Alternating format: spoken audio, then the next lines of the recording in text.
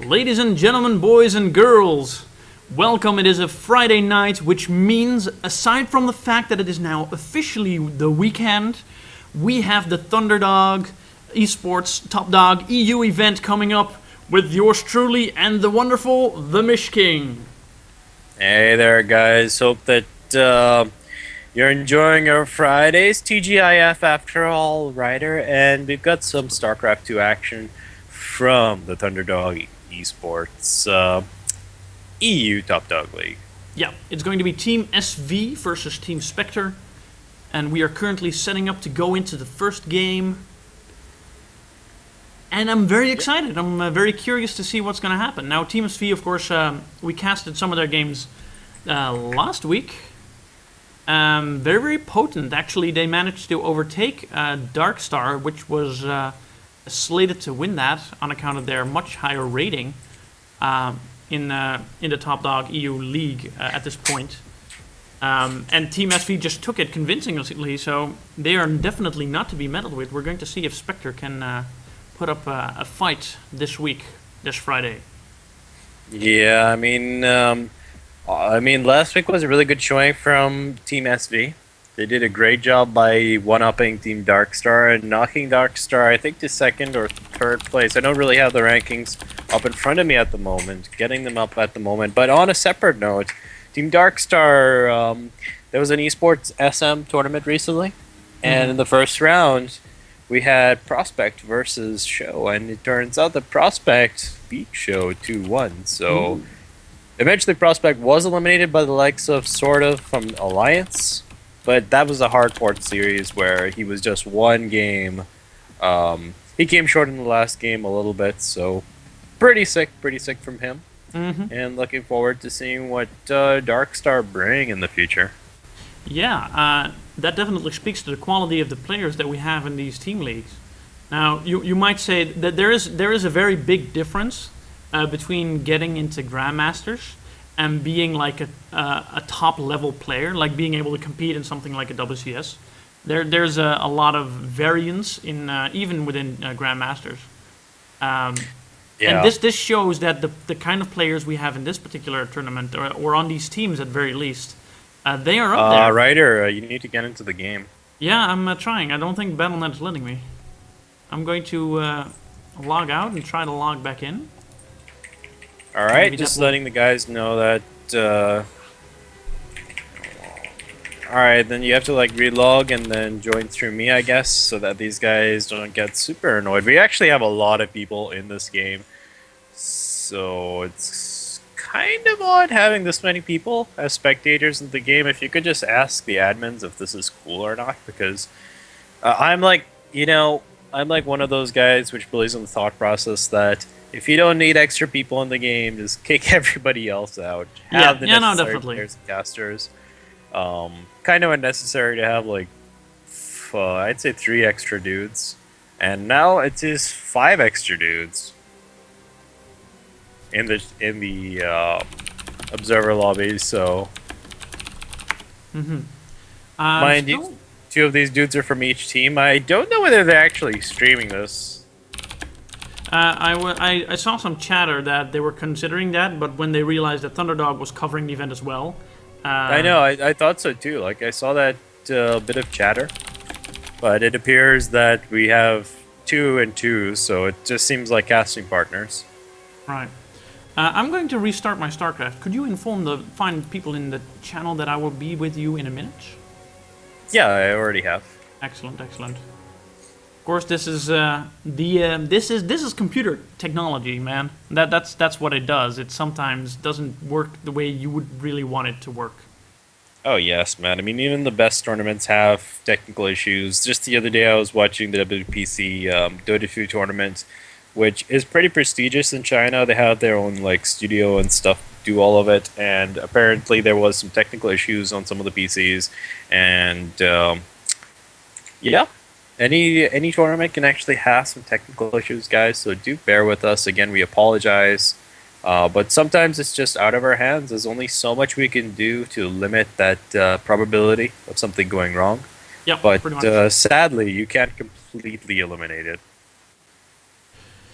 Yeah, that's the truth, and you know, sometimes it is software after all, and software can be buggy. Actually, it's more likely to be buggy than it is to not be buggy, just because of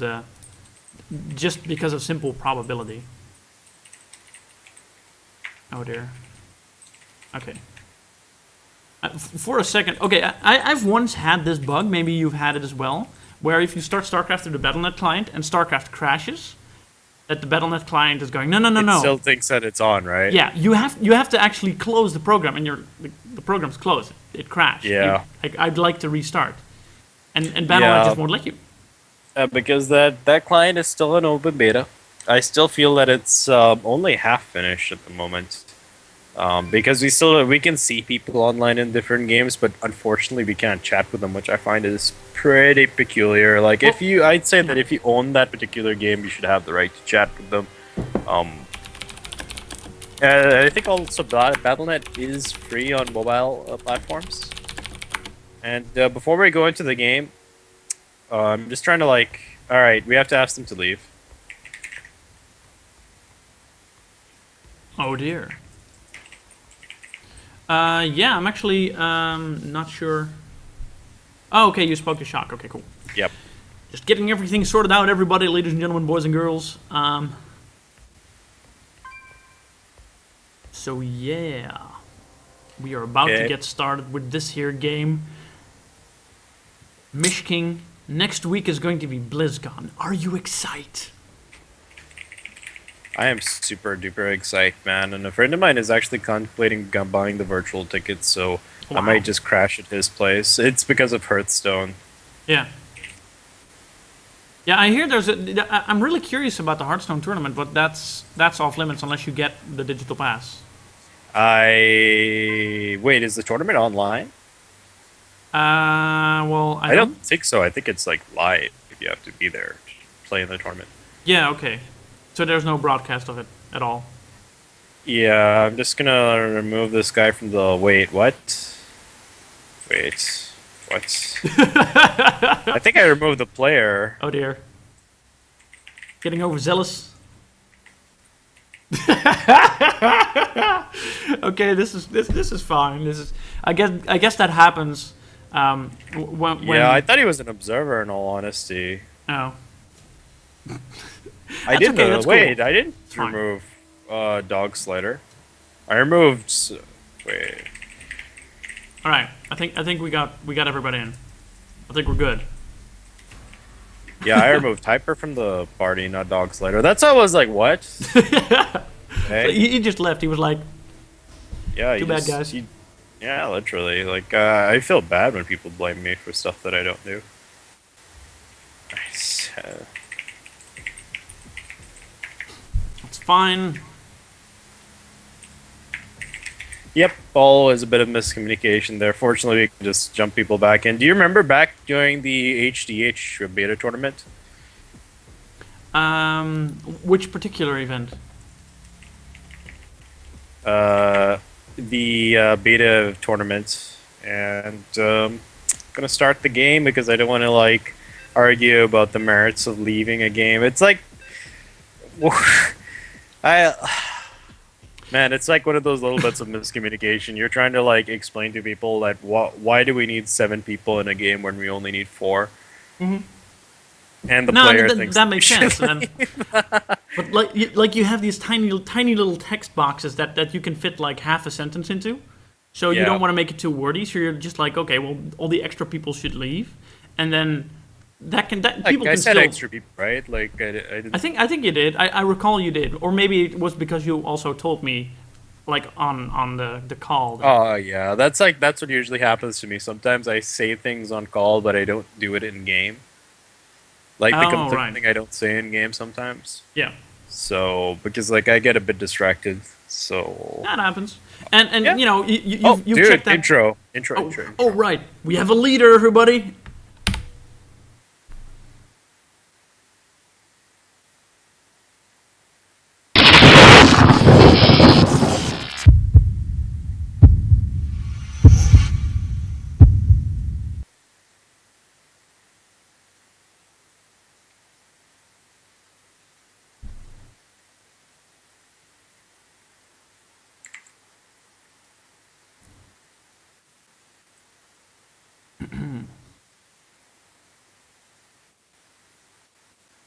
almost there.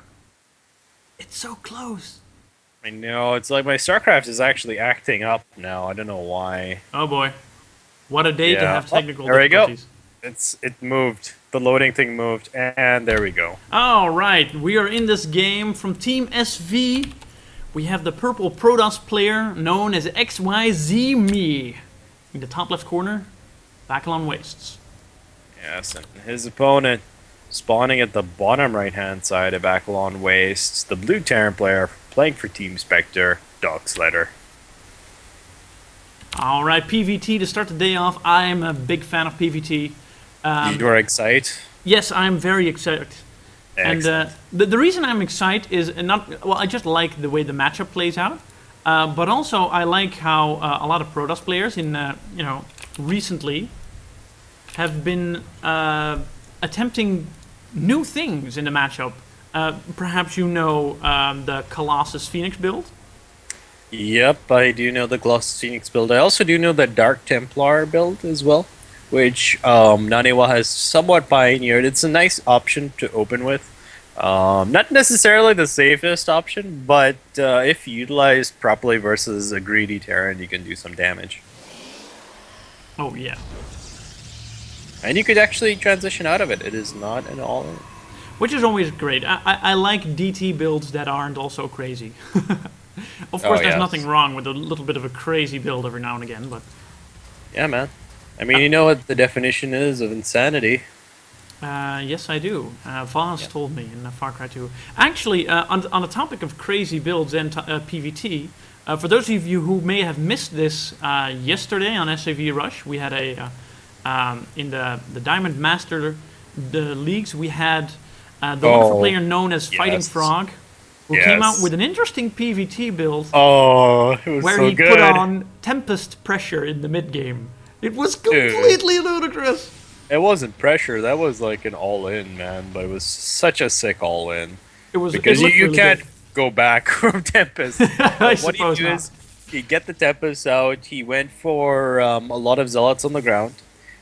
He cut a few corners though. Like there was a point when one of those Tempests was naked, but with a little bit of micro and a lack of like the extra 1 or 2 Marines, Fighting Frog made it work, and he saved the Tempest with only like. It just barely had anything left. Like all the hull plating was off of it, man. It was pretty much just falling apart right there at the seams. Yeah. It was like, you know, the kind of Tempest that's gone 10,000 miles or more and definitely needed some servicing. But sadly, there is no servicing on Ire, man. No, pretty much. Yep, it was interesting, though, that particular attack he did on Polar Knights. And Polar Knights has that nice area in between the watchtowers. Where you can't really move ground units into. So that was a very nice vantage point for those Tempests. We see the Reaper from Dogsledder here, hopping into the main of XYZ. Gets to see absolutely everything, maybe even pick up a probe. But there's the Mothership Core, very well timed out. Actually, there's a very big food count disparity already. Yeah, I'm not sure exactly why that is, because I was just sorting out some stuff on the side. I don't think the disparity is that massive at the moment, but I feel that it might just be due to the fact that he went for the command center, delayed some things, and also following it up with a very early engineering bay. I'm not sure exactly what he saw to warrant the engineering bay, as there's nothing on the map that I can see. Yeah, maybe it was just because what he didn't see. I do believe he saw the second gas. Yes, oh, he did. so he just suspected that there was some minerals missing, right? Perhaps. He saw the second gas, he was like, you are on 2 gas, and you have a gateway and a cyber core and a nexus. This is kind of odd. Maybe you're doing something a little funky. Maybe you're doing that DT build that we were talking about, but he's just getting a very, very quick +1. Which, whether this was as a reaction or pre-planned, I kind of like just making use of it. I think that this might just be a reaction, but then again, this is the first time I'm getting to see Dogslider in action, so I also agree with you. I like that he's not keeping that engineering bay idle. He's getting that upgrade, getting another barracks behind it. He's a bit short on production at the moment in terms of army, like army-wise, but so far, he's got the bunker up, and there's just not that many stalkers that can, you know, run around that bunker and be like YOLO into the mineral line. No, indeed. Nice little push by XYZ. Just one showing the stalkers, Hopefully going to deny any sort of marine walkout that Dogslider might be considering doing. And just getting a little bit of the confirmation that, yes, this is indeed an expand play. Now, he's keeping the Stalkers there. I don't actually think he's going to follow it up with any additional pressure, because there's the Robe and the Forge. Well, we do see there is a probe that's circling at the eastern, eastern possible expansion.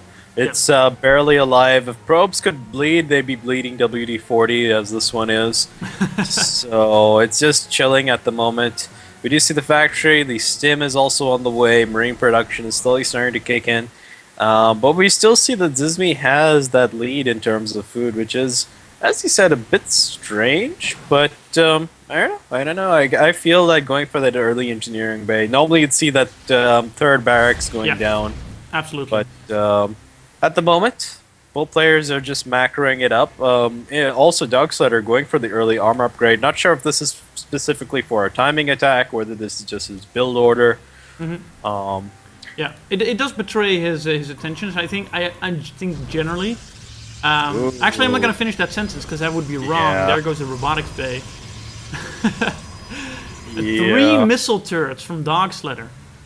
Yeah, I don't agree with like 3 missile turrets. I'm okay with 2 missile turrets, one in like in the main and one at the gap in the natural behind that bunker where we see that turret. Oh yeah. Yeah, like this position is fine. Sure, there's always that possibility of like DTs running by, but still, I just feel like he's overcommitted a little bit too much. Later down the line, it's like yes, throw them everywhere. But I think it's a corner. At this point in the game. I think it's one of those corners you want to end up cutting in the early game stages if you can at any point. Yeah, that or if he had like a third command center, then it would be fine because he'd have 3 SCVs being pumped out at a time. And I like the fact that Dogslider is keeping this this Reaper active. It does eventually go down, and now we can see that the food count is, well, it was even, but with the warpins, and now with the addition of Colossi on the way, things are starting to look a bit dire for Dogslider. Yeah, of course he does have the 2 medevacts, so this is going to be his 10-minute timing push, very, very common. Going to try to put on a little pressure, and XYZme is pretty confident about what he has, getting the third down very, very quickly. Ackland Waste is is one of the few maps, I think, where you can actually get this quick of a Nexus with so few units to support it. It's always a little bit of a hazardous spot when, as a Protoss player, you decide to expand early when your opponent's just going straight for bio. Yeah, I mean, like, once he sees this, he should try and just snipe a few probes, play a bit, like, just tentative, because he doesn't necessarily want to completely stim up. And there is the one Colossus. It doesn't have extended thermal lance, forces an overcharge, and, well, that's actually a pretty nice catch, getting that Marauder there. But he does lose an additional probe, so... Yeah, actually, just off of that, that's 8 workers killed for Dogslider, which is pretty nice. Considering all he had to do was really walk up the army to the front and not even walk in to get those kills off. You know, I would have like baited the army in further by just not moving down the ramp, waiting and seeing that, alright, are you going to attack my Nexus? If yes, you don't have the DPS to really kill it super fast. Yeah. But if you see my mineral line is exposed, then why not let him run in? I mean, sure, he could lift off, but there's always the off chance that he doesn't, so extra kills. End of the day, I feel that both players traded okay-ishly, and... I think actually XYZme got a better trade-off, just because he didn't lose any really important units. He did lose the workers, so that's a little bit of a losing another Marauder and a couple of Marines. You really don't want to have that, but behind this we do see Dogslider is getting a starport, so... an additional starport, in fact. I like this. I like this a lot. Yeah, you saw the Colossus. Generally, just one starport with a reactor is you can totally get away with that, especially if you go for Pult style, which is just a lot more barracks production. But you know, this extra starport, which it looks like he's gonna add that onto the reactor. This is gonna give you the opportunity to have just a lot of medevacs and a lot of Vikings out. Yeah, I totally like that move, and also securing his third behind this, which is a really nice move as well. Should move some of his forces. Does not want to lose anything. Fortunately, doesn't. So, yeah. So yeah, so far I think XYZme is in a solid lead actually in this game, despite not very many engagements having happened. Just because he got the third so quickly, the push for Dog Slaughter. It did kill a few workers, but it otherwise didn't do as much damage. And so I think it's really the initiative should be with Dog Slaughter right now, and he's sort of dropping the ball on that up until this point. He's definitely going to have to make something work to cement his position in the game. I honestly think we've been pronouncing his name wrong. I think it's Zizmi, like with a bit of a slur. Ah, Zizmi. Yeah.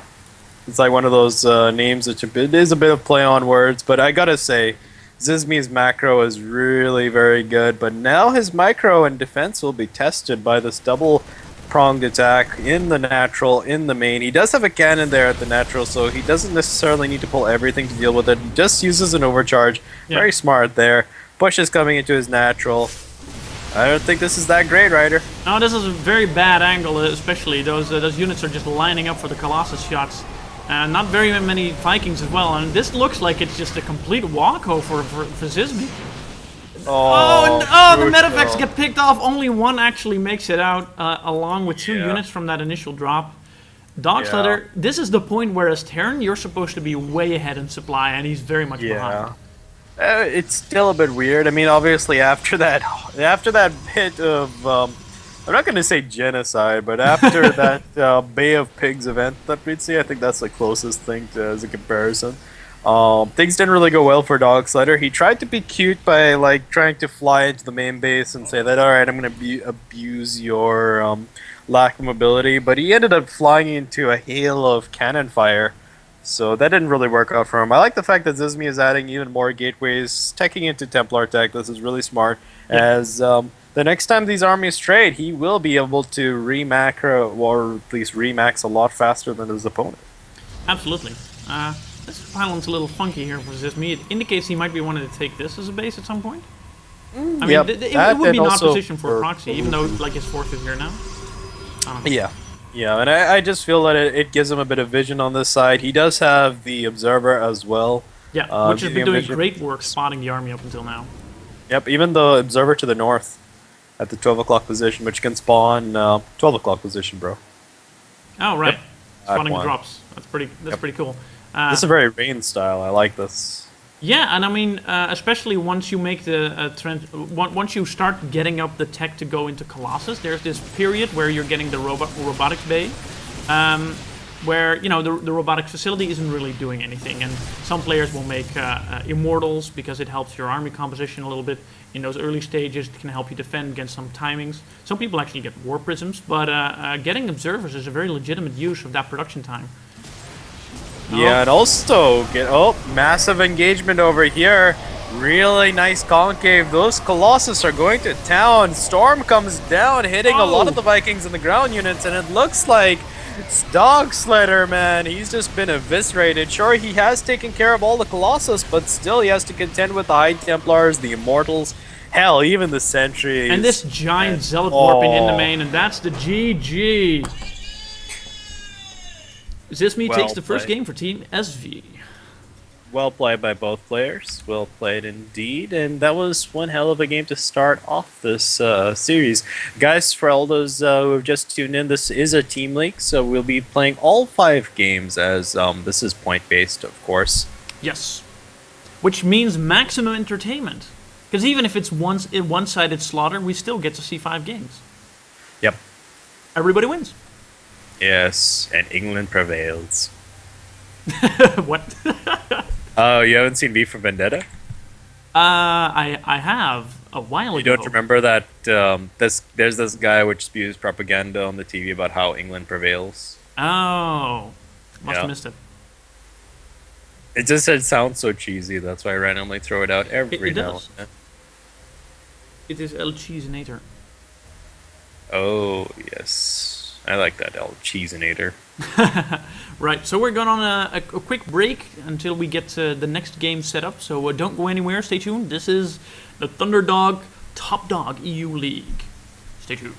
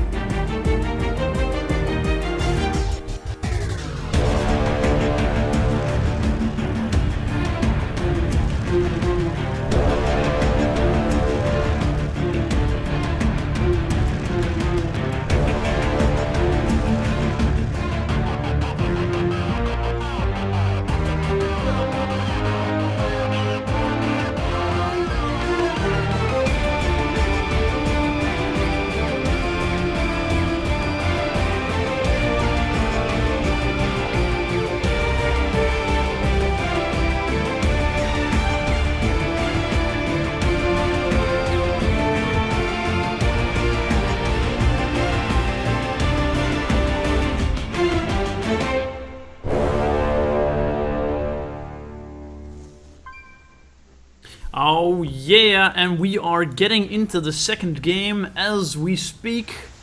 After listening to some sweet, sweet soundtrack from Pacific Rim, as recommended by the wonderful The Mish King. Yes, Pacific Rim, such a good movie. Such a good movie. I was thoroughly surprised by. Well, it was a pleasant surprise as well.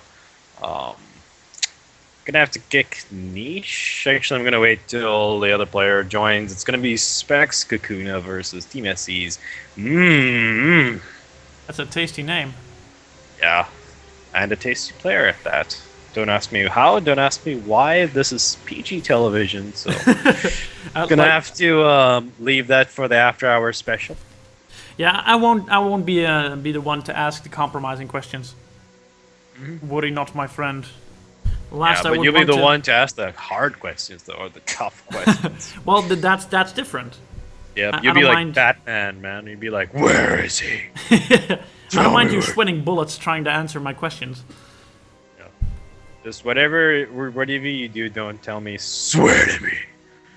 I won't. Yeah. Where's Rachel? Alright, that's it for that. Oh, dear. I don't know which was like more hilarious, his or Harvey Dent, which was like, Rachel! Yeah. That's tough call, when man. he was getting burned, yeah.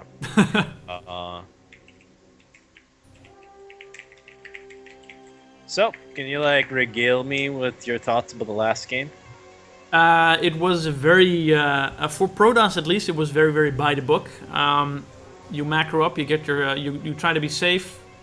You get your third base up, and then when you max out, you get enough gateways for the remax. You get all the tech and all the upgrades that you want, while trying to prevent the Terran from doing damage. And if you're successful, you get to push out with this maxed army, and it's very, very hard to stop. And that's pretty much what happened.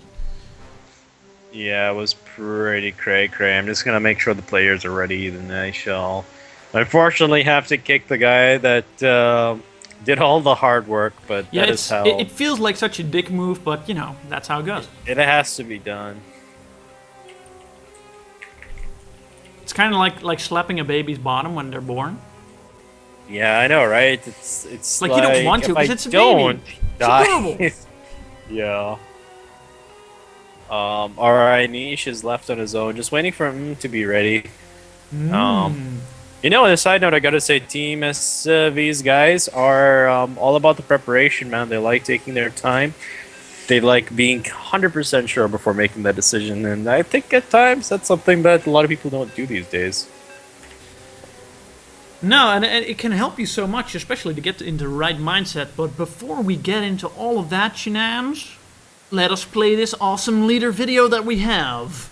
Oh yes.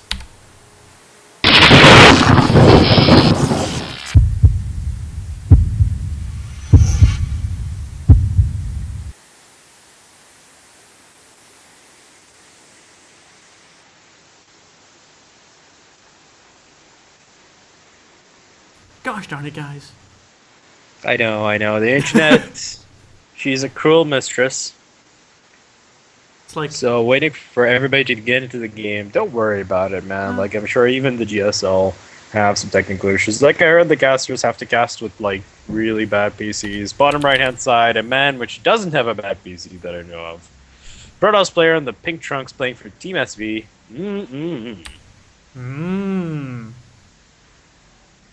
I know, right?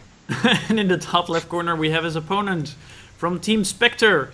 As the red Zerg pieces, it is Kakuna. Yes, and I gotta say one thing about, it's got a burn Nexus. It's a Purda Nexus you got there.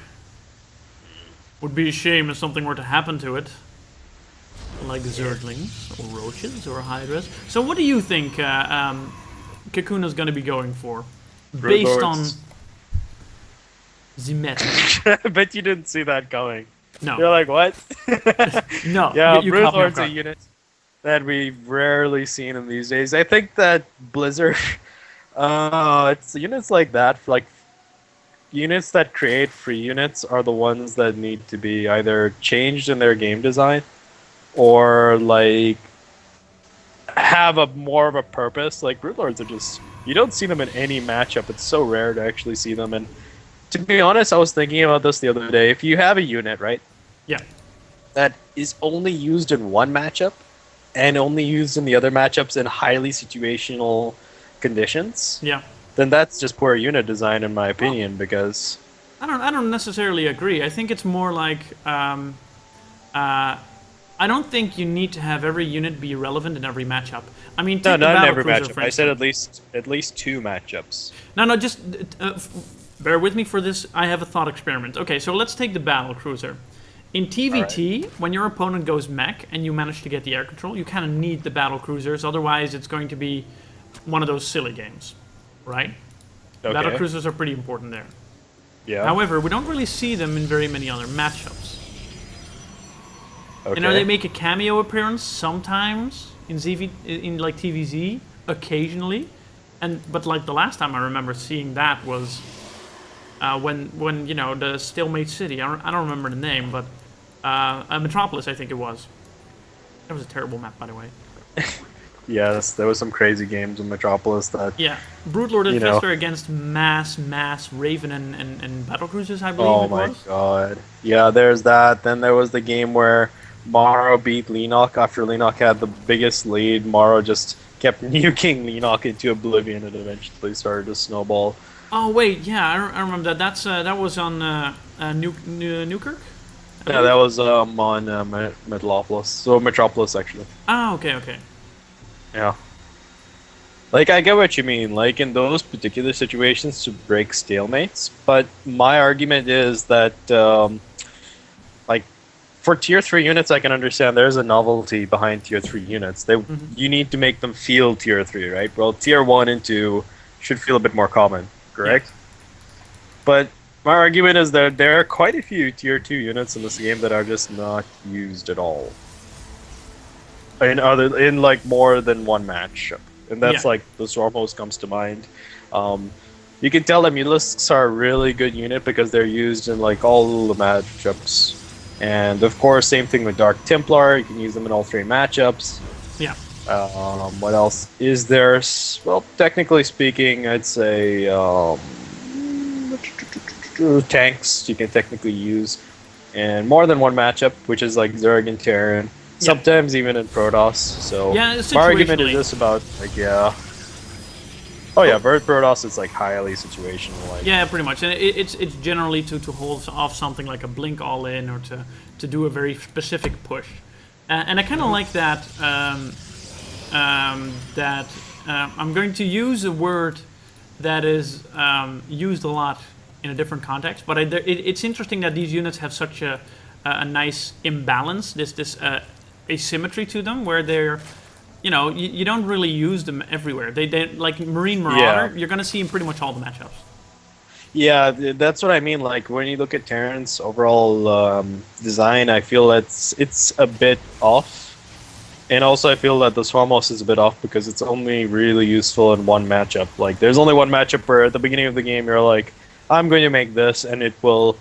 More often than not, I can make it work, right? Right. Well, that's actually not But, entirely you know, true. You do have the situations where Terran goes mech and you go Swarmhost as a response. But that's a situation.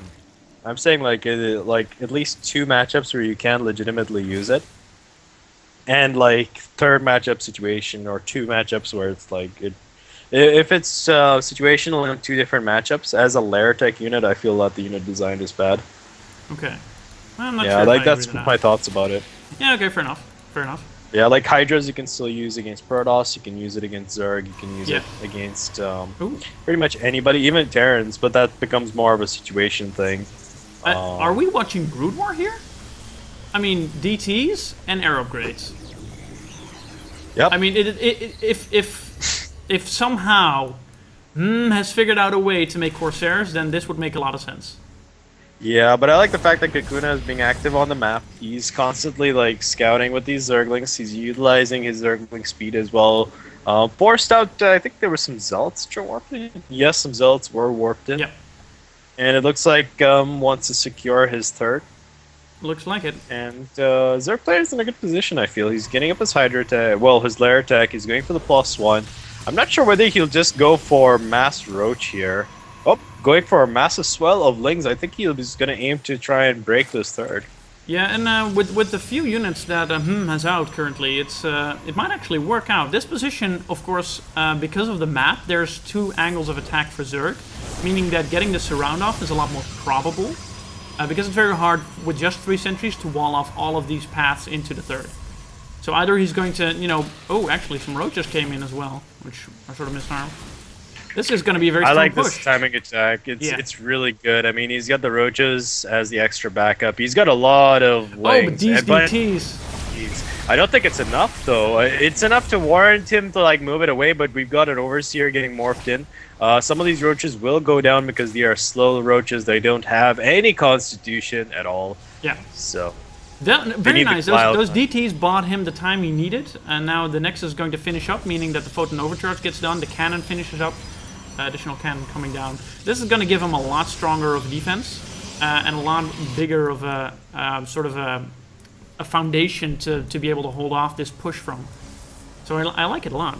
DTs definitely help him out. Oh, runs into the main! But he chooses to back off at the last possible second. I think he doesn't realize that Robotics has just only now gone down. Focus is down.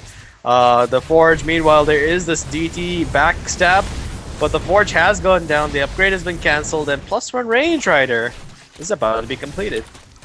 Yeah, and whoa, but there is something we missed. It was the most important thing. And, a lot of Prodosses actually missed this as well. It's, of course, the infamous Muta switch, which has the potential to do a lot of friggin' damage.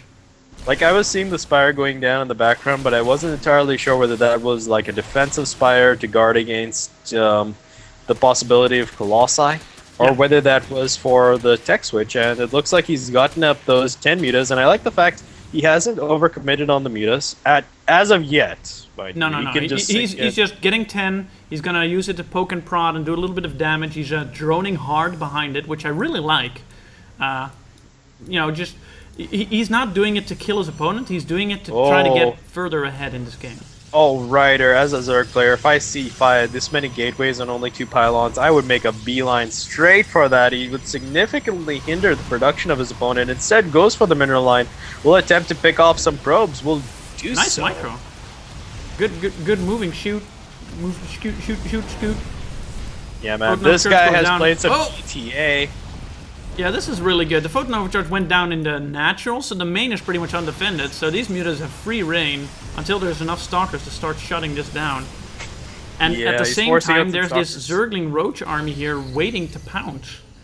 Yeah, now he's got +1 Carapace on the way. +2 is also on the way, and Groove Spines, while there's also a 4th. I would really like to see a Macro Hatch. Instead, goes for another drive-by. Takes a few pot shots from that Overcharge, though. Yeah, and Kakuna is just getting so far ahead. He has the drone count that he really needs. He's getting Hive, he's getting the Hydras out, he's getting +2 attack and +1 Carapace. So these mutas are not his all-in. These mutas are to force out all of the units that are not going to be great against Hydras. You know what I'd really like from Kakuna? What's that? To go for that Air Zerg style. It's like where you go for a lot of mutas, a lot of corruptors, and even a lot of Vipers, because you can actually just pull into your army of Zerglings. Oh, yeah. They get the surround on everything immediately. Nice backstep here at the third will kill even more probes. I would like him to also get the +1. 24 probes also going down, Ryder. Even more so as he sends the probes back. A bit of lapse in control there from dear, this is such good damage for Kakuna, who's getting further and further ahead. Definitely knows how to make a Protoss player uncomfortable. Oh, these units are very well positioned. Gonna pick off a few mutas. Oh, Blink is done. There, gets another one. A lot of mutas get out though. And yeah, but at this point, Kakuna could actually just tech switch even into Ultralisks, which off of even 3 base is really good versus Protoss, but off of 4 is even doubly better. Yeah, absolutely. Like the 4 bases just give you so much more money that you can actually have an army that consists mainly of Ultras instead of having an army that has Ultralisks peppered in.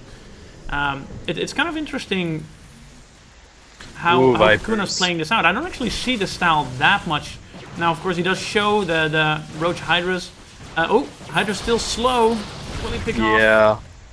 Nah, I got really lucky there. Only one lone Roach was picked off, but Roach is pretty cheap. Yeah, and Kakuna realizes that, dude, I could totally max out on rogue ships, and does exactly that. And this is actually kind of interesting that you see Hm's posture is completely defensive. There is no way he's going to put on any pressure with anything but actually DTs, which he fortunately already had. Spore crawlers, spine crawlers, up at this 4th. Backstab at the 3rd again. More probes are going down.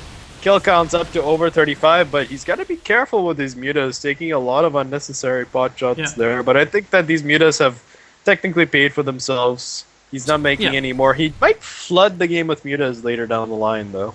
Yeah, he might. Actually, the great thing about he doesn't actually need the mutas in his main army composition, so he's okay to lose them. But the better of a job he can do of preserving the mutas that he does have, the more the is forced to be defensive. And here comes the big army through the front door. Oh, there go the Immortals. Pulls the Immortals back. Nice, and this is. Actually, this engagement is starting to look pretty good for him, who has a pretty good concave here, pretty good positioning. Yeah, Stalkers but guess aren't that what? good, though. Blinding Cloud. A lot of those Stalkers weren't firing. The Vipers do go down at the end of the day, and this is an awkward position for both players to be in, but I feel like Kakuna might be going for the victory right now. Yeah, absolutely. Even if manages to hold this off this attack, which he could very well do, Kakuna has such an incredible economy that he's going to be able to max out on whatever is going to be good against what remains for our Protoss buddy here. Good Blink Micro also trying to save some of those Stalkers. Is not going to be enough because, Hydras do a lot of damage, man. Yeah, and those Roaches are tanking a lot of the hits as well. 26 Roaches are on the production tab, and +2 is going to be coming, Riders, so next wave is going to be that much harder. And Greater Spire! Oh my goodness. I think by this point, should realize that, he's not in this trying to get ahead anymore. He's just in this trying to not die. And there's the GG, realizes this is over. Yeah, I mean, couldn't really do anything from this point onwards. Really well played by Kakuna, who he had a really nice build order. Had the handful of mutas, because I've been seeing this style a lot where the Zerg player just gets a handful of muta, sticks to a ground composition, and then eventually just tries to whittle down his opponent's mind, I think. Like, it's very just clever. through those little backstabs, yeah. Pardon? Also because once you see the first pack of mutas, as a Protoss player, you don't know if this is a hard muta switch, like I'm going to make a lot of mutalisks and make your life very, very uncomfortable, or if it's what Kakuna's been doing, which is just get 10, and stop production immediately and just go into the ranged army, get the upgrades for that one. You really, so you can't do too much of an aggressive response. So something like a Stargate response to get the Phoenixes up to counteract the Mutalisks is going to be pretty punished pretty hard by the follow-up attack with the Roach Hydra.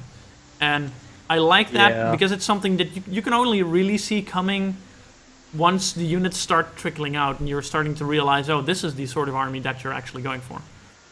Yeah, I agree with you there, and it also stops you from really being aggressive on the map. Like we saw that he was stuck on one base the longest time, just couldn't really move out at all. He tried to utilize some DTs though, but his opponent was already well prepared for that, getting up the spore crawlers, even rallying his drones just to deal with the DTs as well. So that the spine crawler would be allowed to finish. So yeah, I think the scoreline reads 1-1. TeamSV's Zizmi taking game number 1. Kakuna from Team Spectre taking game number 2. And with that, we're going to go for a short break. Absolutely. So, DJ, spin that. Oh, we will Disco spin that. ball. We were actually going to play a little tune off of the MLG playlist from... I don't know, just the MLG playlist. So definitely stick around. More games coming up your way. I am Ryder. This is the Mish King. Don't go anywhere.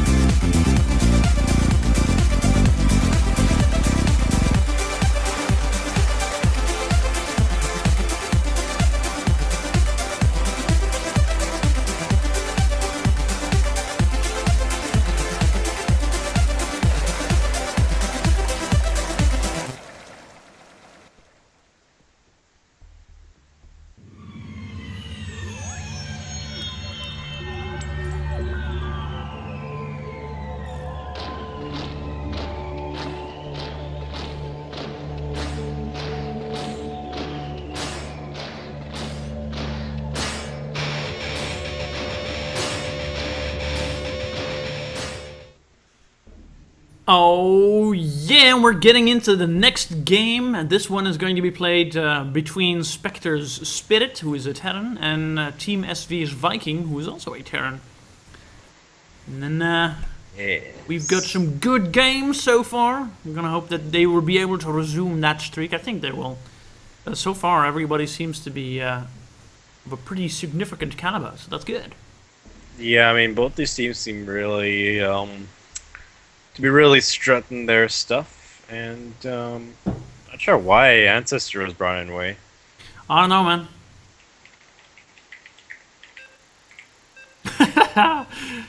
And he goes again. Yes, So- I mean, that was pretty clutch, man. I mean, for a second I thought we'd have to, like, pause the game and be like, hey, guy, can you please, like, leave? Or maybe get the door and then, like, disconnect his computer telepathically. Sneaky, So- sneaky. Now it was a Yes. drive-by GLHF, I guess. So yeah, let's Yes. get that awesome leader video going.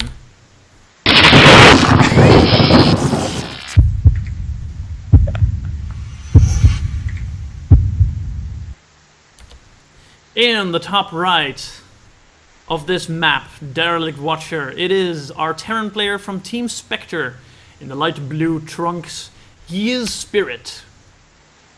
Yes, and his opponent spawning at the bottom left-hand side, sporting the yellow trunks, playing for Team SB. We have Viking. Yeah, and it's a TVT, which is one of those matchups that can very easily go very, very epic. Yes, it can get very epic, can get very exciting. Or Give it it. can be very dull and very, very funky. We're gonna Yeah, see it's what when the kind of map game- is like split in half, and it's like you just can't even tell who's who anymore. No, you kind of want to avoid that. At least as far as entertainment goes, there's probably more exciting games. Though there is something to be said for. Okay, so my favorite TVT is when both players, they try to pull tricks, but they're sort of they keep macroing up, so the game keeps going bigger. That's my favorite TVT because then Yeah. you get to have bigger units and more bases and more things happening on the map at once. I'm not as much of a fan as the player one does this timing that doesn't quite work out, so he gets a little bit behind, and then he does this other counterattack which decimates his opponent's economy, so they're both sort of scrappy and trying to battle it out with whatever they've got left. That's not my favorite TVT, I must admit.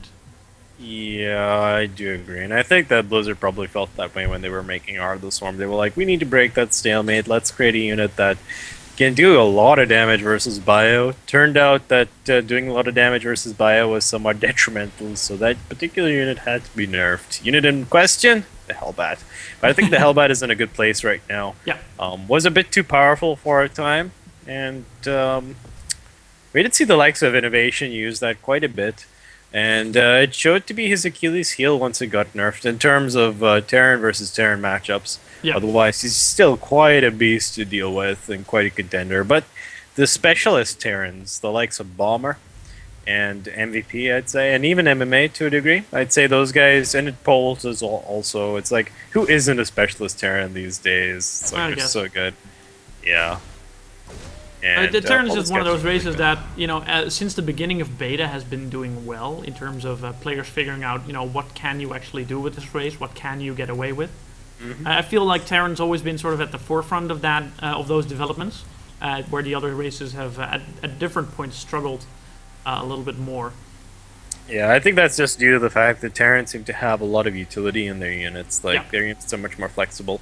Yeah, while they the other synchronize so races, well. yeah. Or It's synergize, because I rather. feel that it's due to the lack of, the Terran's main problem is production early on, right? Yeah. So they need to have units that are very well rounded.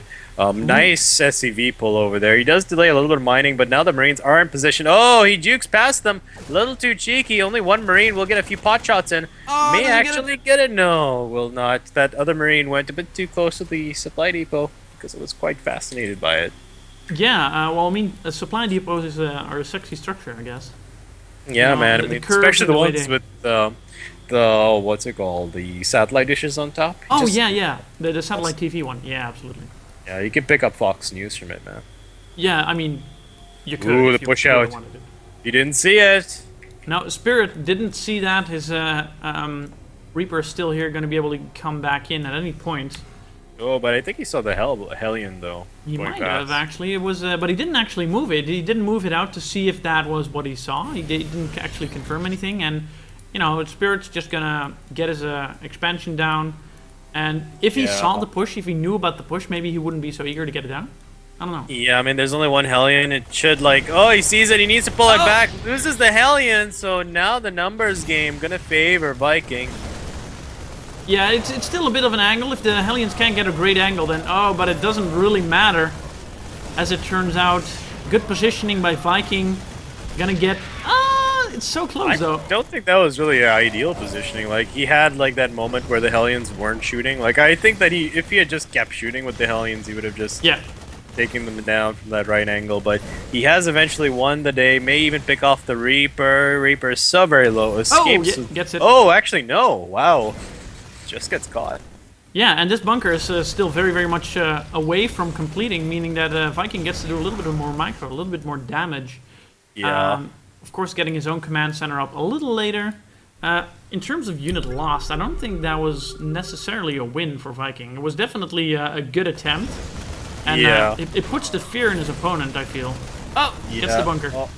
Nice, just barely gets in. I think that'll be the end of the aggression, as we do have a tank, which has now made its way to the natural. A Viking is also out, so this Banshee follow-up from Viking, I don't think it's going to do that much. And did Viking see the Banshee? See the Viking? Did Viking see the Viking? Wow. That's a confusing sentence. I don't think he did. He is getting a Raven, so he was expecting the Banshee play. Very, very clever. No, but that's what Spirit did. I'm asking the Viking. Oh yeah, sorry. I'm mixing up players now. He sees it now. He should really cancel that camo upgrade. Yeah, the cloaking is not gonna do much. Yeah, and this this is one hell of a car chase we have on our hands at the top side of the map. He stops. The Viking stops. This Viking from Spirit stops before it takes out the Banshee from Viking. You could tell that Banshee is being driven by Steve McQueen, man. It pulls some crazy tricks driving in a straight line. And it dukes the Viking getting near to the main. I don't even saw it, or he may have just move commanded it out. Still committing with the camo. I'm not sure how I agree with this, because it's kind of silly at this point. Yeah, he just now saw the Raven. So I think that may just have been a case of... He did not, of course, see the Raven making, because it wasn't done yet. And there's Terran structures, there's no way to see what is actually building in the starport. Yeah, I mean, I can understand by that, but the Marines, they get a few pot shots, but look at these Banshees, man. They're like never say die Banshees. Yeah, man. And more and more Banshees are streaming across the map. Oh. Viking knows how to try to keep them alive, but it's not going to be enough for one of them, and that's going to prompt the retreat. The natural is now down for Viking. Worker count actually favoring Spirit by quite a bit. Viking delaying a lot of his SCV production, well, his command center really, by doing that early push, and it's not really paid for itself so far. So. Yeah, I mean, to be honest, I can see that after seeing a Raven, you definitely don't want Cloak, but to me, if you see a Viking out, you really don't want Cloak, because Vikings, unlike Marines, they don't take any hits from the Banshee themselves. So it's not like you can at least do some pot shots, force one or two Marines to have to back off. They'll be weakened Marines on the field. And also the fact that they have a longer range means that with a scan, they can get up close and personal and just land a lot of pot shots. Absolutely. Although Vikings still committing to this, will run into a turret. Turret itself, of course, does not have detection, so... whoa, that tank fired on the depot. What? Oh, really? The tank fired on it? Yeah, I think he just had his army and he clicked and clicked on the depot. And... Ouch. Oh, and there goes a second Banshee. Unfortunate loss for Viking. Mm-hmm. It is very confusing to me that Viking is called Viking. I know, it's... And the ironic thing is the Spirit is the one with the Viking. Yeah, exactly. And he's facing a Viking too. So. Yeah, if Viking would just make more Vikings, then that would be a lot easier to cast. Raven coming down, going to do a little bit of auto-turret harassment. Which is awesome. Again, something we've seen in SCV Rush fighting Frog, employing a very a Raven-heavy TVT style, which was very cool to see. Yeah, I mean, it didn't end up working for him because I think he was just emulating the style, but he didn't make it his own like his other styles. And oh, that's really nice. Secret missile gonna go straight into the mineral line. Terrible nice. damage. 5 kills, that's pretty good. This, of course, works best when your opponent isn't looking, because, you know, other than the little bleepy sound that the Seeker Missile makes, there's not a lot of warning. There's no, our workers are under attack from that. Yep. But if your opponent happens to be looking, it can be sort of a waste, because then, you know, auto turrets, I feel, are a little bit safer in terms of how much damage you can actually get off. I don't know. Like, I feel our turrets are safer in terms of how much damage you can get off, but you can still just pull so fast. Like, you see it, you get a notification, you can just hit the space bar, Ooh, pull everything. And, this is some good harassment. 9 kills. Yeah, and also it's pulled his army out of position a little bit. Like, the Marines are postured a bit further back, but there are so many tanks in the front, and even Widow Mines, so... Yeah, they are clumped. Yeah. So, if a tank would get a siege up within range of any of them, then I think all of them take damage from every shot. Yeah, and I think that was Spirit's scan. He scanned to see the army's location, and I think he should, like, just doom drop into the main, because why not? Why not Zoidberg? Nice little bit of a harass from Viking here in the third of Spirit, who is... he has some units here to defend, so that's gonna work out. But then this drop came and it cut down. I think that was a stim that was killed off. Yeah, no stim for Viking. This is gonna be a hard one to hold. The stim is there for Spirit. Of course, Viking also getting his +1 attack, but that's not done yet, so that's not gonna factor into this. This is really smart, though. He's gonna pull them into the tank line, and this is an awkward position to be in as a Terran player. And gonna pick off the third command center. This is so very good. Big win, big win. Oh, Viking is he doesn't buy it anymore. There's the GG. Spirit taking game number 3. I can like feel for Viking a bit because he tried doing some things. He overcommitted, I feel, to the Banshee tech, and didn't really do that much with it. Sure, he had a few worker kills, but not enough to justify 3 Vikings and Cloak. Yeah, I do think that you know, Viking could have made a little bit more work in that game because, well, yes, the third got denied by Viking, but the game wasn't quite over. Of course, he was in a bad spot, but I think in a team league when you know you're playing like on ladder, maybe you're gonna go whatever, you know that's one I messed up a few times. I'm gonna just forget that happened and move on to the next game. But I think if you're when you're playing for points, when you're playing for your team. Maybe a little bit. Want to stick that out a little longer. See if you can make anything happen. Of course, the third is a big loss. That the fact that he lost that, and the fact that he lost Stim. That's of course a big hit. Yeah, I mean, like without Stim, it's like in a Terran versus Terran, you need to get at least on par with your opponent with Stim. You can't really delay it for too long. The upgrade takes a while to get as well, and I don't think he had enough mech or any real like defenses. If he had like 1 or 2 tanks in his main, things could have been different. But he put all his eggs in one basket, having all the tanks at his natural. This is one of the consequences of playing Terran. You can't have, like, unless you have a massive siege line, you can't just put your tanks in one particular spot, right? No, that's true. Yeah, I mean, sure, you need to sometimes. Like, if he had just rushed him like Zerg rushed as a Terran, then maybe having all his eggs in a basket would have been ideal. But Spirit playing really smartly. Just sieged up his tanks, dropped in the main, got the high ground vision, had protection for his Marines, and just slowly killed his opponent. Yeah, and got a really good pick off on the tech lab as well. Yep. So, yeah, it goes to show, actually there's a lot of TVTs that end up in a similar fashion, where one player ends up dropping a large army in the other player's main or natural, someplace that has a lot of tech and production, and that tends to end the game, or at least force the base trade if it's a little bit more equal. Yeah. So there was our TVT. Well, maybe we're getting more TVTs. I don't know, but we're going to go on a little bit of a break. We're going to listen to some Hell March, and we will be back with more games in just a moment. I'm Ryder. Yeah. I'm joined by the Mish King. Don't go anywhere. Actually, right before we do go, I just want to read out the scoreline for all our viewers. It's currently rating 2-1 in favor of Team SV. We'll be playing all 5 games, guys, as this is a team league and everybody wants points. So, yep, back to you, Ryder. Back to you. Right, absolutely. These points, they matter, man. But also, music matters also. So, we will go do that. Don't go anywhere. We'll be right back.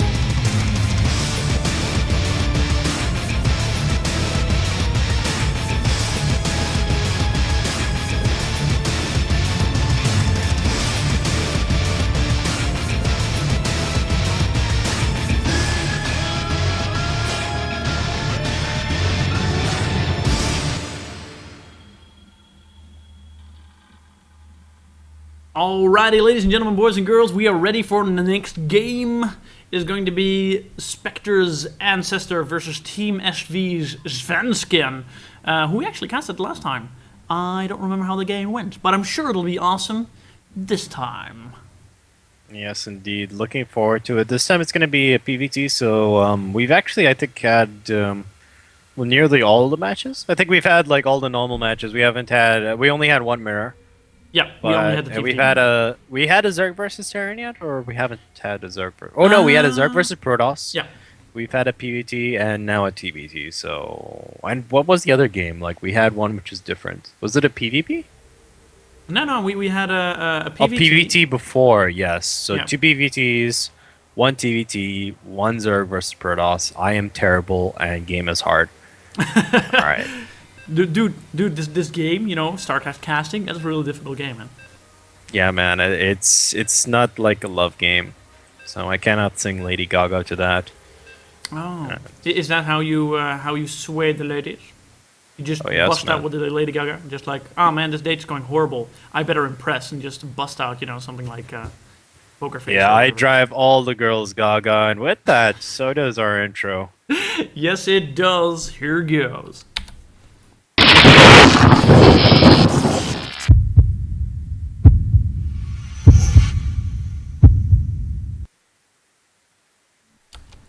And on Polar Night, we meet again. In the 6 o'clock position on this wonderful snowy map, we have our Protoss player from Team Spectre. It is Ancestor. Yes, and his opponent spawning in the green trunks at the 12 o'clock position. We have the Terran player from Team SV, Svensken. A PvT on a interesting little map. A map that has this amazing base, which I still think too few players seem to like to take. Oh, you mean the backdoor base? Yeah, the backdoor base. Man. Yeah, it is, but you need like there's so many rocks, man. Yeah. Like I just feel that they overdid the rocks. Like having the rocks that block the backdoor, I feel is fine, but having like well, actually, if they just leave the rocks that lead down this ramp and just remove the. That's what I mean. Like that's what I mean. Like leave the rocks at the back door, but just remove the rocks of the base. Then it becomes a bit similar to Akalon Waste, but a bit more dangerous to hold as there's no collapsible rocks. No, that's true. I am thinking of something else though. Something that a Terran could easily do that would be very difficult to spot because, especially if you're beginning to take a third base, then you're going to have some amount of army out here to be able to deny scouting. What a Terran could do, for instance, is get a quick command center there. Get a little bit defensive and just mule the heck out of it, and they could get very, very far ahead, and it would be a lot more difficult to assert that something's actually up. On a side note, we've got a question in the comments. Well, in the Twitch chat, what was that song? And I think that was Hell March. If I'm not Yes, it was mistaken. Hell March 2 from Red Alert 2. One of the most amazing RTSs aside from StarCraft. Yes, and sadly, the new Command & Conquer RTS has been cancelled. Yes, so it was. I was saddened. I know. Actually, Total Biscuit did a content patch on it, and pretty much his entire reasoning, I find myself agreeing with. Like, it would have been nice to have another serious player in this, in just the regular RTS space, and that's been denied us now. yeah, but I guess if you look at it from the other side of the coin, it's like, what if it wasn't good? Well, that's the thing. They had a long way to go. Like, the game wasn't Yeah. anywhere near where it should have been. So Yeah. it's a legitimate concern. And Svensken actually getting a quick factory. This is very curious. And it opens up a Yes. few of those early aggressive opportunities that we see not as often in this particular matchup. Of course, the Hellion either drop or run by. The mine drops are really, really strong, especially this early on in the game. Because of detection being generally a little bit further away. Gets a nice scout with that SCV. And on a side note, I just want to say that I think that it shows that that EA isn't exactly the worst guy anymore because they're not afraid of canceling a game if it's not good instead of just pushing it out the door. Yeah, it is. I think it is somewhat of a positive signal. It's not like Command & Conquer is going to be good anyways. We're just going to catch in on the name and the fact that RTS. Woo! So Yeah. that's definitely it speaks to their it speaks to them positively, I think. By the way, on a interesting. side note, I Svensken- think we're going to see Banshees from Svensken. Yeah, maybe.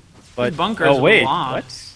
Yeah, plus he hasn't like made any tech labs, so I don't think there will be any Banshees. I think this might just be a Hellion drop. Yeah, I think so. He's making the Hellions one at a time. He's getting the medevac. He's going to have even the opportunity to get some mines up. There's no second gas either.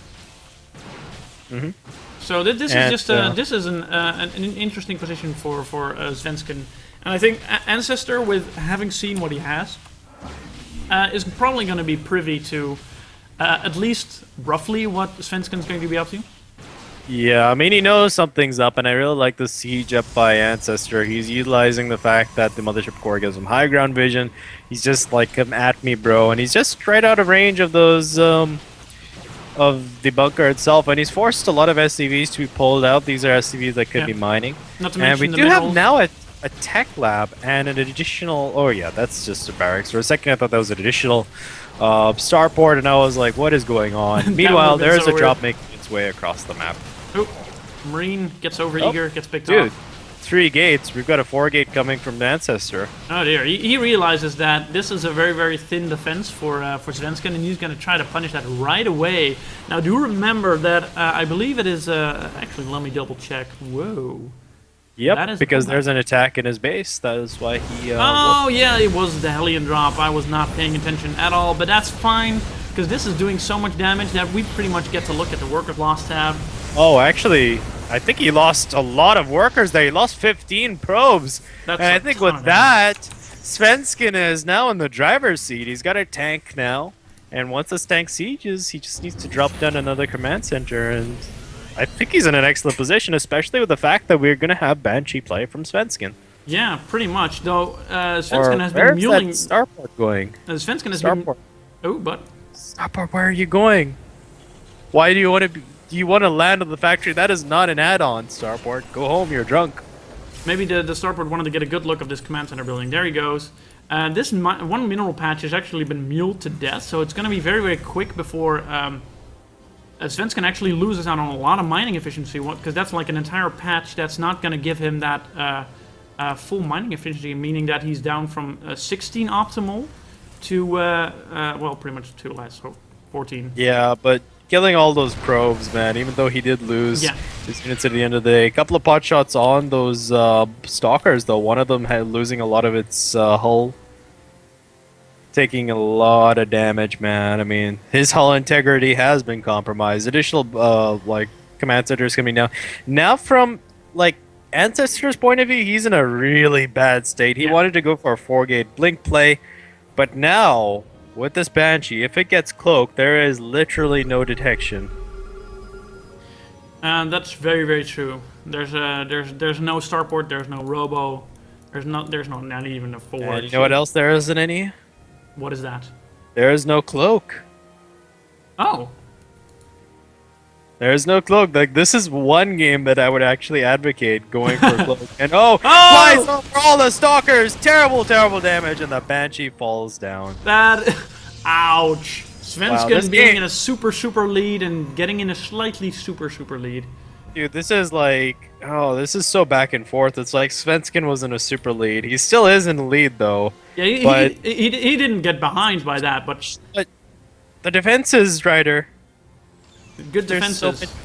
so much to be And had. a follow-up. So, yeah, Svensken is still ahead. He just lost one of his supers in that sentence there. Yeah, man. Like, Blink if up. this was Street Fighter, he's just Still, like... actually, can do some good damage out here and get Oh, has a lot of this- room to pick up. Oh, but this this bio. is nice. Oh, so many stalkers getting left behind there. Yeah, one of them gets he blinks behind the mineral patch, and I think that's he got stuck there. So he was way too fat, needed to lose weight. So the Terran obliged, and they're like, you know what? Let's strip off all your armor.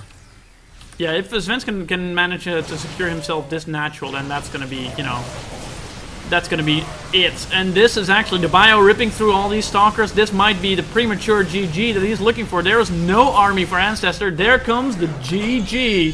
Svensken takes a quick game off of Yeah, and with- Spectre. With that, he actually brings the scoreline to 2-2. So the ace match is up next. And that will was a pretty win? crazy game. Like, that was pretty much his Hail Mary play, which it was like he was going for a weird opening, but he made it work for himself because I felt Ancestor thought he was way too far ahead, had no defenses at home, was punished for it significantly. So, yeah, well played by him. And now Team Spectre, well, they've like kind of lost their lead of the series, so they're gonna have to duke it out with Team Suisha Vincier to try and decide who will get that final crucial point that's left. And oddly enough, I'm looking at the standings right now.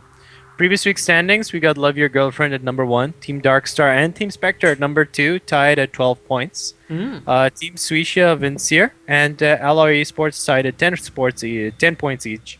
And then we have non-esports at 6 points and Playing with Fire 1 point. So right now, Suisha Vincier could actually go be like ahead. Well, actually no, they'll be 1 point behind Team Spectre.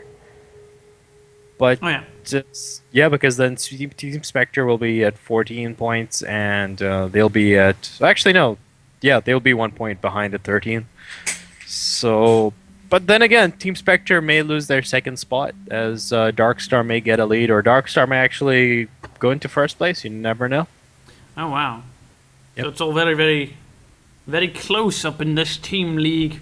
Do you Yeah. actually know how many weeks we have until the end of the season, or? Not entirely sure, but let me just check on that. But I think we should just go to a quick break before You go today's check match. that, and we'll go check this here. You are watching, of course, the Top Dog EU, Underdog Esports League with many awesome teams. I am Ryder. This is the Mish King on this side, and we will be right back after a very short little break. So don't go anywhere. We will see you in a few.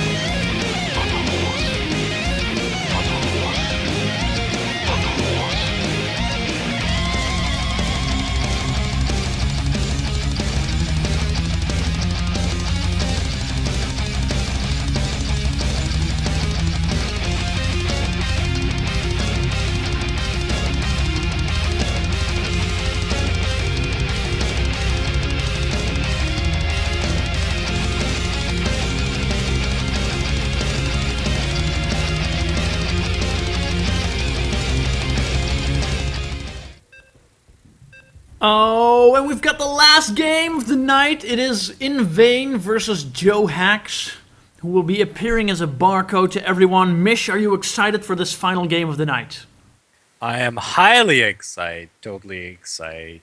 I love hearing that, man. I love hearing that. And we are now going to show you the amazing leader video. Kabam!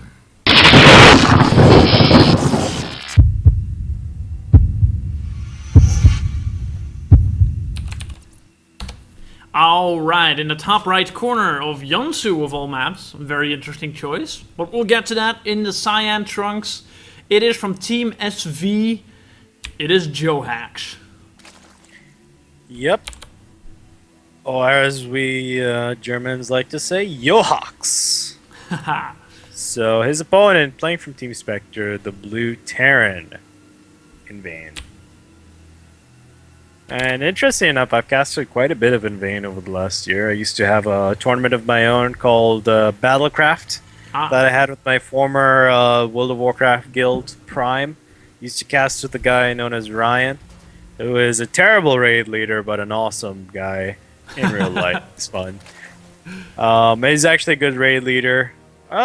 His man management needs a little bit of working on, but he's a good raid leader overall. So, yeah, In Vain, he likes the crazy builds, man. I've seen him use proxy Thors, and for old time's sake, I hope he does so. And well, it's already getting funky because this is Command Center first, man. Yes, it is. By the looks of it, Command Center first, I'd say this is okay on this particular map because of the rushed instances. It's not a massive map, but it's not it's no slouch either. So, if he does go for a Command Center, I'd advise doing it on the high ground so that you're safe for any rushes, because there's still the threat of rushes. Absolutely. Yep. Although from Mr. Barcode there, I'd be super surprised if he goes for the cat style of blocking the natural. If he does, I would be... Dude, I can't even, like, explain the level of sight that I'd have. Yeah, and it's good. It's just plain good, because you delay your opponent's expansion with the creep so much. I know, but I'd say that it's, like, people have been dealing with it a lot better now as opposed to before. We could actually see it. There we go. Yes, it's happening! Oh, yes. Yeah. Final yes. game, final madness. There we go. Final countdown. And of course, In Vain has not spotted it because he doesn't have any SCVs down there. His only SCV that he has is in the main, mining and building and building and mining. So, yeah, the pool only now coming down from TeamSV's Joe Hacks.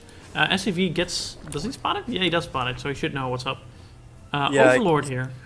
I wouldn't like position this Overlord here because it's a bit vulnerable. You'd normally just want to float it either to the north side or where you just float it over the Abyss, or the south side Abyss. But keeping it here, it's leaving it kind of in the open. The natural hatchery has been completed. The pool is on the way. A few drones are being made. A bunker is being constructed. Now, the thing here is you don't necessarily... Oh, he's pulling SCVs. This is not good, actually. This is actually a bad move from him.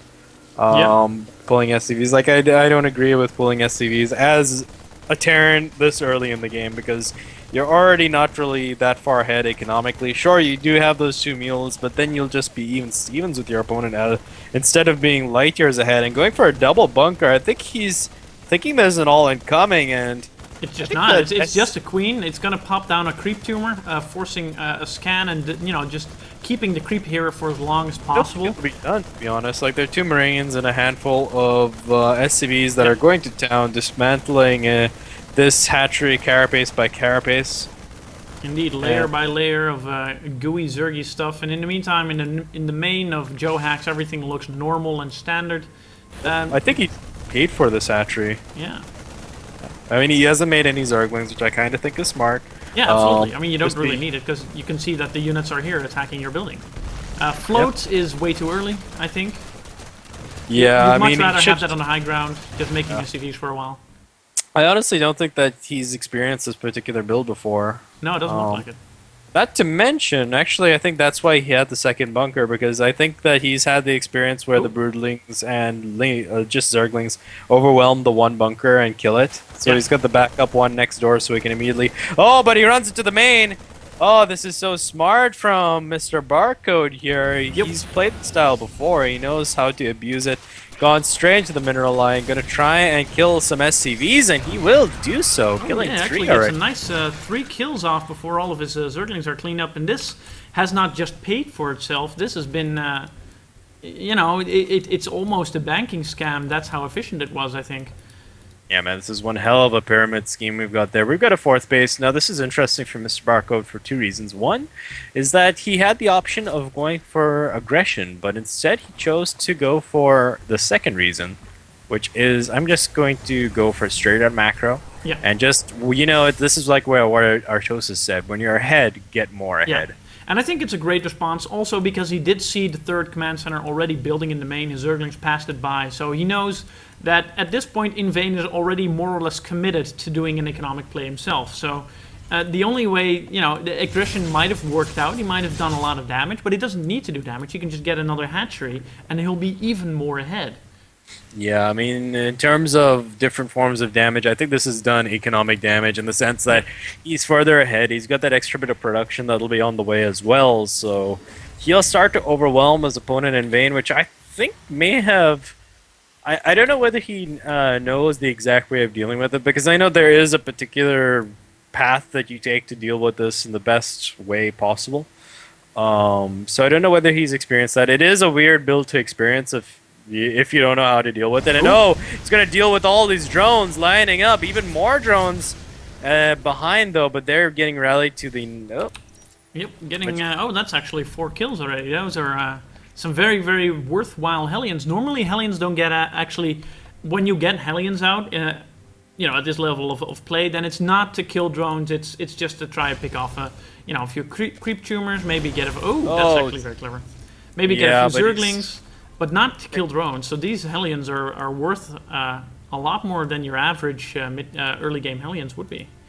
Yeah, but I just feel that Invane has already got quite an advantage. Needs to abuse the fact that Barcode cut a few corners here to get up the Zerglings, to get up this hatch by like not going for link speed, and also he's gone for a very early, or I'd say in the context of this game, an early lair. Yeah, pretty much.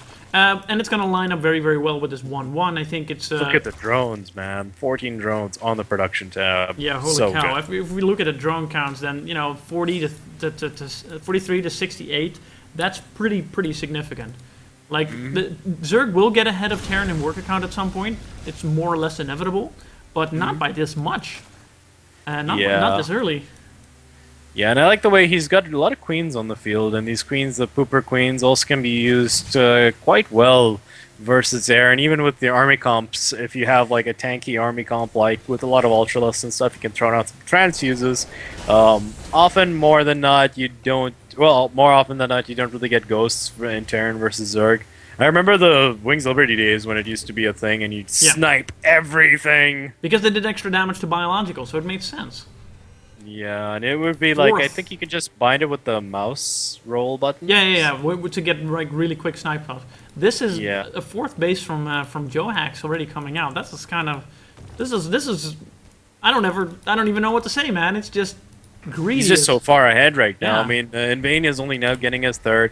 He's still defensive in his posturing. He's just playing a standard Terran game, right? But due to that early aggression, his timings are a bit off. Like, not to mention that he's playing from behind, and he's not playing like he is playing from behind. Yeah, but mind you, he is ahead on supply, albeit temporarily. I'm assuming it's just because of that extra hatch. And the Zerglings, they wanted a piece of those Hellions, but fortunately for Invane, he gets them out of there. Brings them back, though. Overseer is going to look at the Hellions with a multitude of eyes. Yep, those are Hellions. Those also reveals that he has Pneumatized Carapace. Oh, yeah, that's true. That's very true. Which is actually something that you need to get anyways. But the fact that he got it so early, maybe makes the volume. This is a pretty strong push still for Invane. Gets into a bit of a choked position. Not a lot of Bailings done yet. And here comes the attack. Good splitting up by Invane. Muta's very, very low in numbers already. I think this is a bit weird. Yeah, Johax got a little too greedy. I think the 4th may have been the too much. And now the drones are coming off the line because he just doesn't have the DPS to deal with this. Yeah, and if he does deal with this, to be honest, then he should be in a good position. We got 34 lings about to pop 10 lings. Banelings are being made at the moment. One Midamine does get a nice shot off, but it looks like this third will be lost, but all is not lost for SV as long as he can hold his natural and his third. Yeah, is now third. Oh, where are those drones going? Oh, they're Drones, gonna why are run you running around. to the arms? Oh! They're running around to the army, but it's a trap! Oh, it's a good trap too. A lot of Zerglings, Banelings eating up the Marines.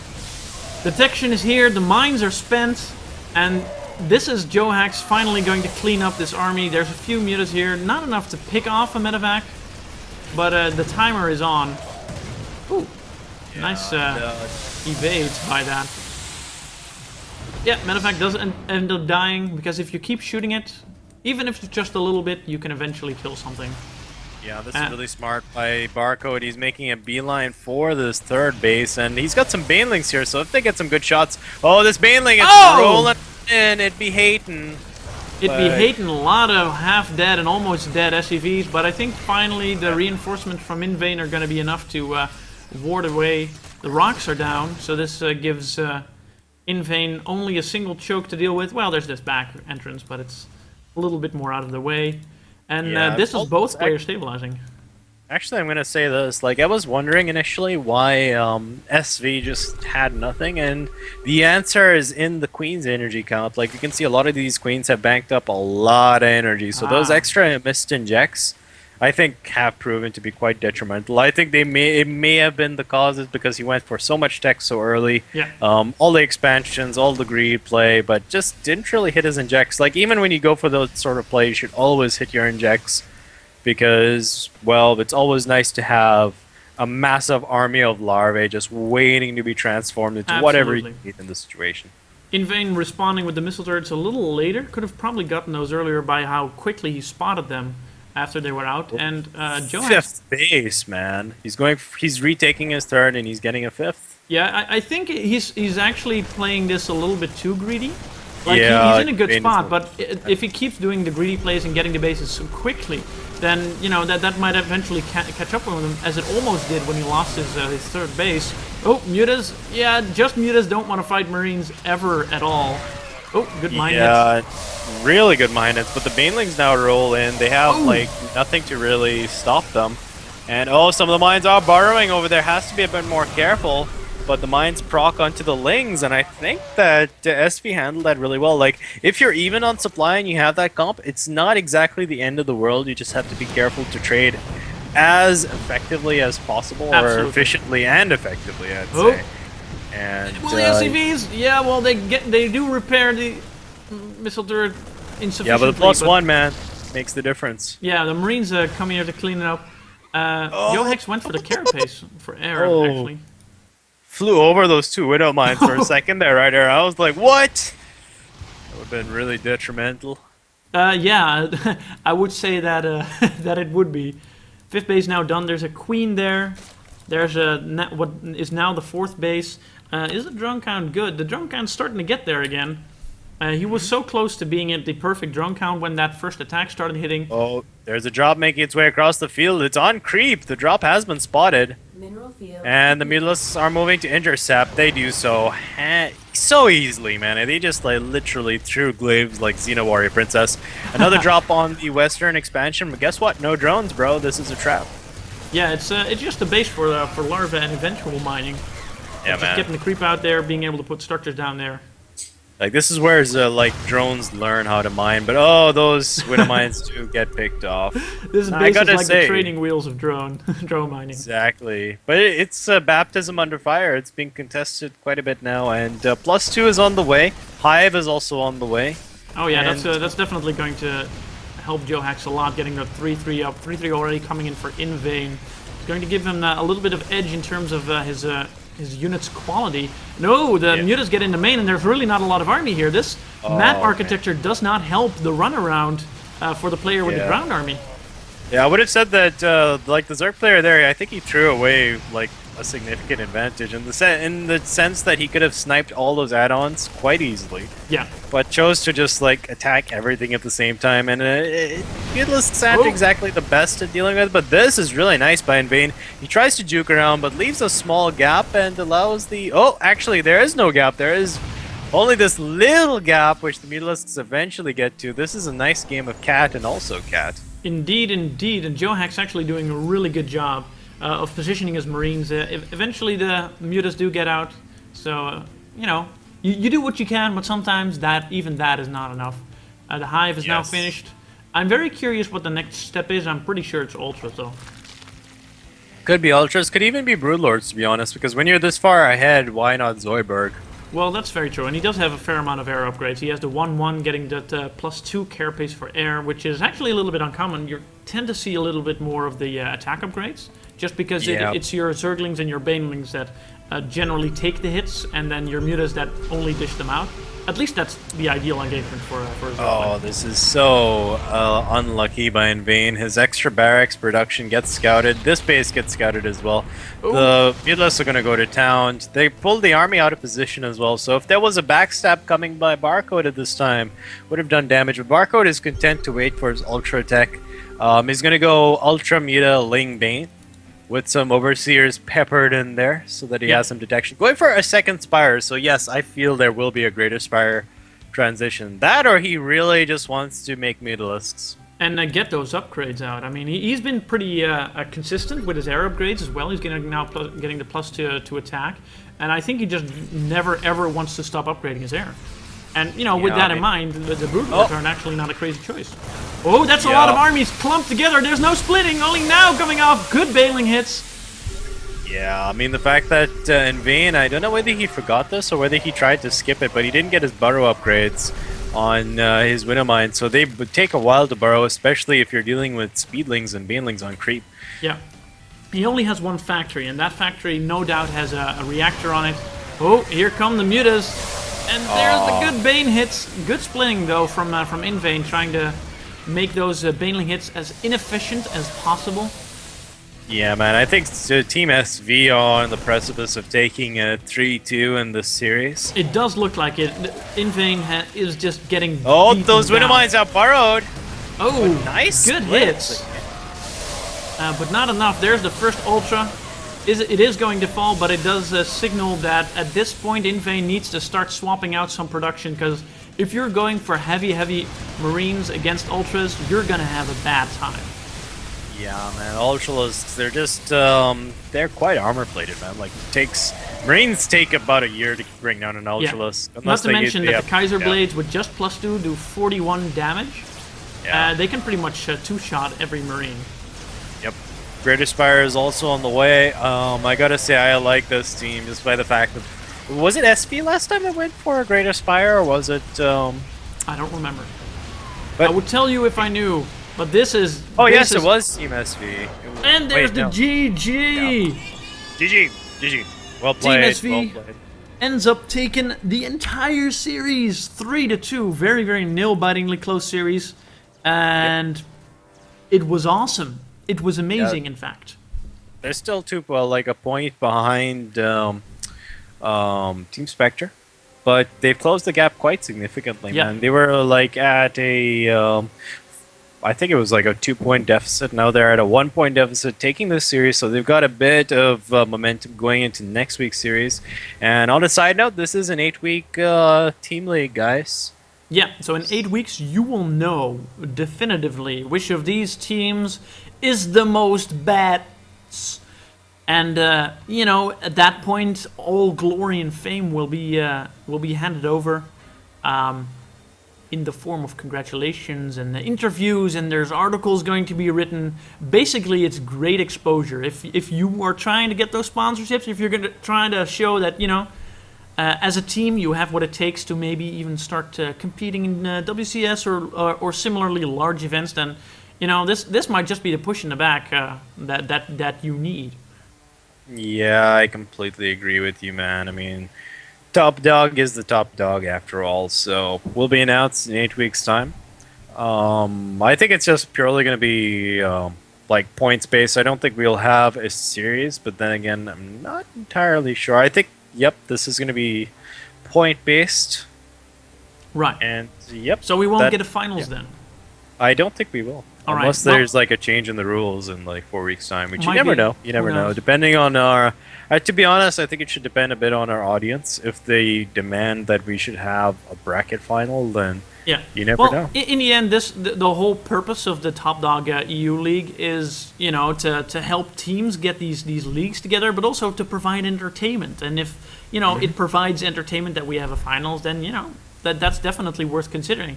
Personally, I would love to cast the finals between the top teams of this league. I would think that is amazing. In fact, I'm willing to bet that if it ends up being equal in the end, like a tiebreaker, there will have to be a series. Yeah, I mean, like, I completely agree with you there. There will probably be a series there, maybe even a best of 7, I'd say, because this is, or best of 9, because this is a team-based league, so you want to like have the ultimate final. Yeah, pretty much. And we will be there to cast it, and that's the part that gets me so excited because we'll get to be there at the precipice. Exactly. And speaking of which, Yohawks was Mr. Barcode. Yes, he was. Yes, and I'm actually not a big fan of barcodes, to be honest. No. Like, I know that like some guys just want a bit of anonymity on ladder, but Yeah, I I just guess- wish that they would give us a feature that would just hide our match history. Yeah, I guess that would be easier. Like, the only real purpose it has is to, when you're practicing, when you're working on your builds for, tournaments, whether they be major or minor, then, you don't want your opponents looking over your shoulder going, oh, that looks pretty weak to a Baneling Bust. I'll try a Baneling Bust. That just sucks because that pretty much undermines a lot of the work. Or just use like alternate accounts, like remember Meteor legs for Naniwa. Yeah, pretty much. So, and that's the sort of thing that, because what it does, if your main is like a barcode name, is that you get to play in a tournament, but you're a barcode name, and you mouse over your structure, it's a barcode. It doesn't tell us who you are, and that's, I think, esports is driven by personalities as much as it is by performance. And you can have the performance, but if you have zero personality, then it's going to be hard to get your name out there to be to matter in the esports scene. Yeah, I completely agree with you. And of course, our names are the Mish King. His name is Ryder Rockall. You can follow me at the Mish King. You can follow him at Ryder Rockall. Do check out the website, Thunderdog Esports. We do weekly casts for the SCV Rush tournaments. I think you actually do multiple tournaments a week. Yeah, but from next week onwards, I won't because I have some commitments now on like Friday. So due to my time zone is completely different, guys. It's actually 1 a.m. over here. So with SCV Rush nowadays, I'm ending up at like nearly 3 a.m. So I have other commitments in the morning that I can't like say no to anymore. So next week onwards, I won't be casting Thursday, but I'll still be casting Wednesdays. Oh yes, and I will be there by your side to cast those glorious Gold and Platinum League games. So check out scvrush.com for that. That has been it for today. Thank you all so much for watching. This has been the Thunderdog Esports Top Dog EU League, and we will be back next week with another 2 teams duking it out for them points. I have been Ryder. He has been the Mish King, and we will see you then hopefully. So tune in. Wait, I just want to ask a question though, actually, because this has been brought up in the chat. Will they be getting an extra 1 point? I think TeamSV will get the, in addition to the points, for every match that they won, they will get another point for winning the series. Oh, okay. So that's Yes, that's how it yes. works. I think we had one series before which was tied or something. Yeah. And the point was shared, yeah. So, yeah, they're both tied. And that's really interesting looking at the brackets of the future. And, yep, I think that's all for tonight. Apologies for that. It wasn't really my fail at maths. It was my fail at the rules themselves. It doesn't matter, man, because if you're confused, maybe someone else is too. And just explaining this, maybe somewhere someone is going, I now understand, and I'm so much happier for it. And then Exactly. we will have done our job. Yep. Big round of applause to Team Suishiv and Seer for Yes. like literally they're in touching distance of getting into that top half. Like, well, they're already in the top half, but even further up. I mean, I think they're now at 3rd place, if I'm not mistaken. But I haven't seen the other teams' results, so I don't want to make any definitive calls. So Yep. I think we're done for the night, Ryder. So Yes. sing us off. Thank you all for watching. I will hope you will tune in again next time. Until then, bye-bye.